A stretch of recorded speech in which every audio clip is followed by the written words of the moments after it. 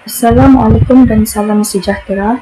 Nama saya Marhaini Syafia binti Umarsa, nomor matriks BE 2311047.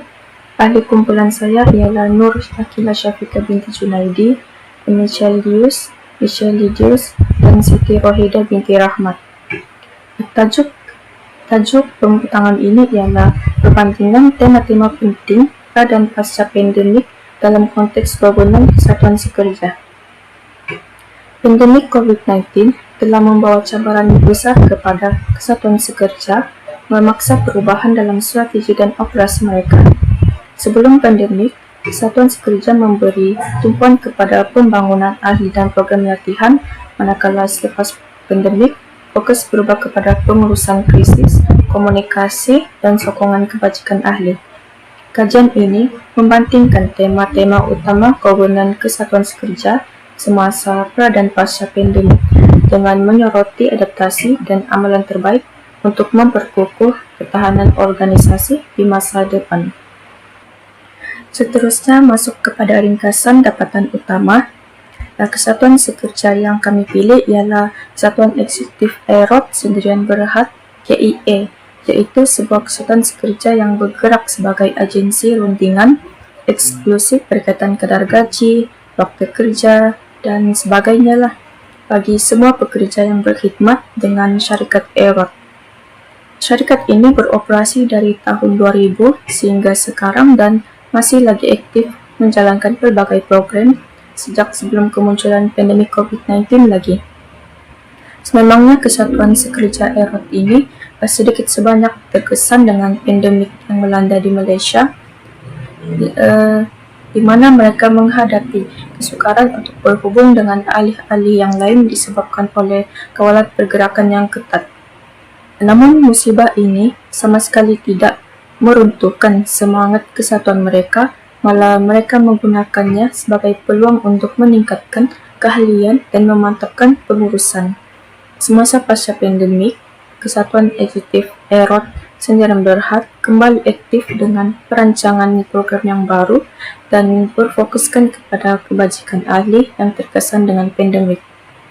Baiklah, seterusnya kita akan masuk pada bahagian infografik, di mana seperti yang kita dapat lihat dalam poster ini, infografik yang pertama ialah diambil daripada thematic map, di mana infografik thematic map ni dapat dibahagikan kepada 4 bahagian, iaitu bahagian pertama iaitu tema asas, yang kedua tema nik, yang ketiga tema motor, dan yang keempat iaitu tema muncul dan menurun.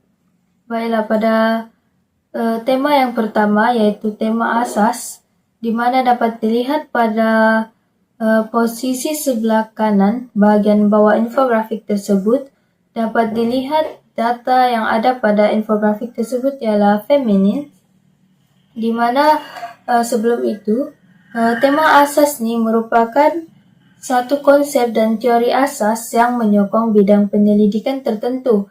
Dan apa yang dikaitkan dengan tema asas dengan feminin ni, di mana feminin ni merupakan satu ideologi di mana mereka melakukan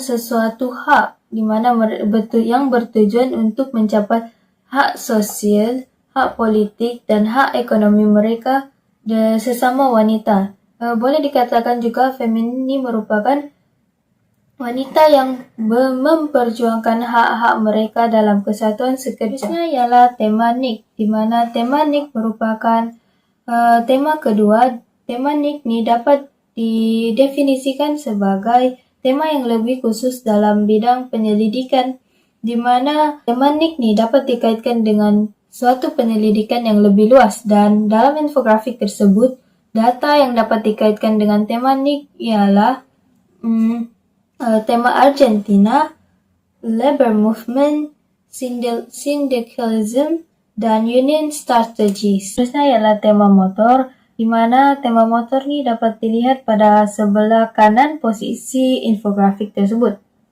Okey, di mana tema motor ni merupakan sesuatu tema yang mempengaruhi aktiviti penyelidikan, di mana tema motor nih dia mempengaruhi dalam semua aktiviti penyelidikan dalam sesuatu bidang, di mana tema motor nih seringkali muncul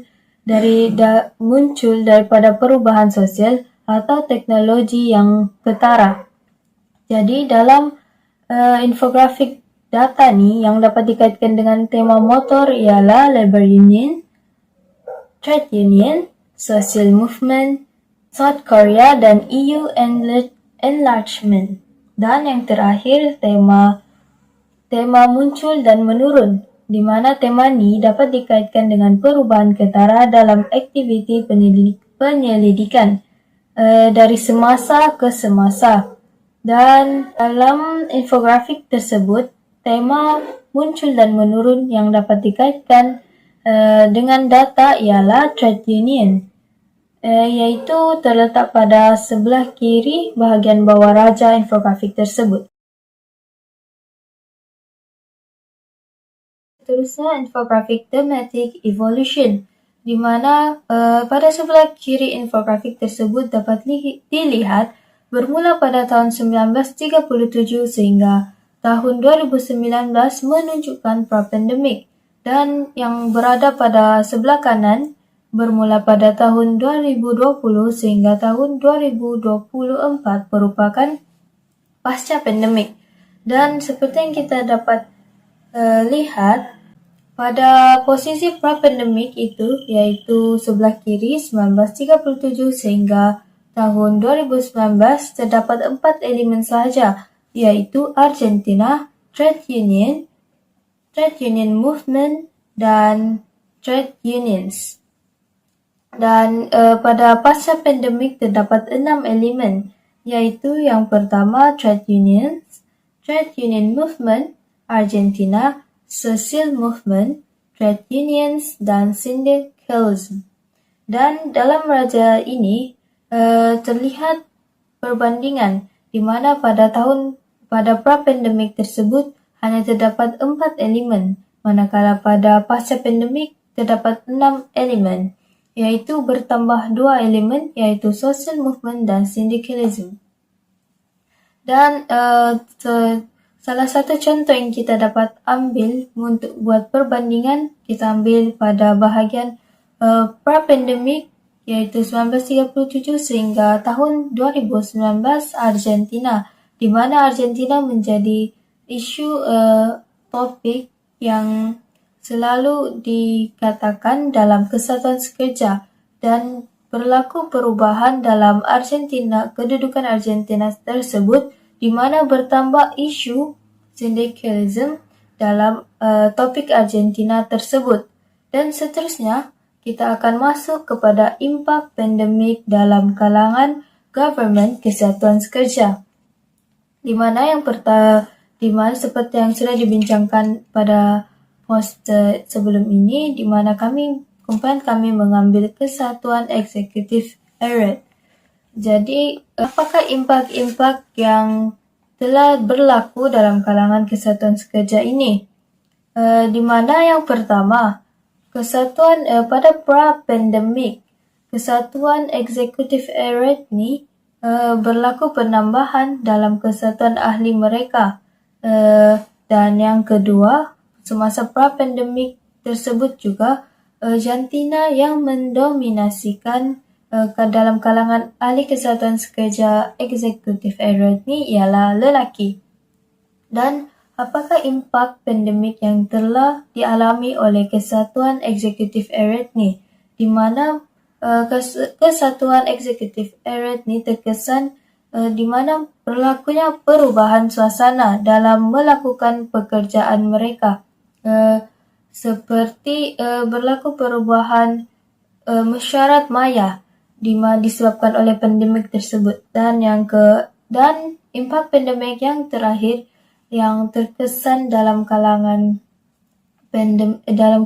ahli kesatuan eksekutif erat ini ialah ahli kesatuan ini tidak terkesan dalam memperjuangkan hak-hak mereka sebagai ahli kesatuan sekerja.